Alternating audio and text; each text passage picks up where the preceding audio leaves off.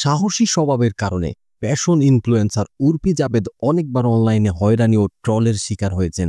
এবার মুখ খুললেন এমন এক ব্যক্তির বিরুদ্ধে যে তার ছবি বিকৃত করে সামাজিক মাধ্যমে ছড়িয়ে দেওয়ার হুমকি দিয়েছেন।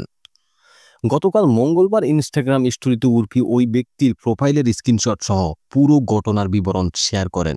তিনি জানান, ওই লোকটি আমার ছবি বিকৃত করে আপলোড করার হুমকি দিচ্ছে।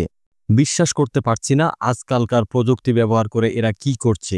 ওই পোস্টে উর্ফি আরও জানান তিনি এই বিষয়ে আনুষ্ঠানিক অভিযোগ দায়ের করবেন। তিনি অন্যদের উদ্দেশ্যে লেখেন, আপনারা যদি এমন পরিস্থিতিতে পড়েন দয়া করে ভয় পাবেন না, সরাসরি অভিযোগ করুন। সমস্যা আপনার নয়, সমস্যা হলো এই ধরনের বাজে মন মানসিকতার মানুষদের, যারা আমাদের সমাজের কলঙ্ক। কেন বারবার ট্রলের শিকার হচ্ছেন উর্ফি?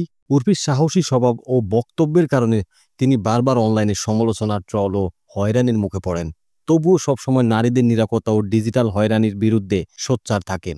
পাশাপাশি সামাজিক মাধ্যমে নানা বিষয়ে মতামত প্রকাশ করেন। সম্প্রতি উর্ফি তার ব্যক্তিগত জীবন নিয়ে খবরের শিরোনামে আসেন। তিনি জানান, বর্তমানে দিল্লিতে বসবাসরত এক ব্যক্তির সঙ্গে সম্পর্কে আছেন তিনি। সবশেষে উর্ফিকে দেখা গিয়েছিল রিয়েলিটি শো দ্য টেইটর্স ইন্ডিয়াতে, যেখানে তিনি ও পোকার খেলোয়াড় নিকিতা লুথার বিজয়ী হন। তবে তার পরবর্তী কাজ নিয়ে এখনও কোনো ঘোষণা দেননি।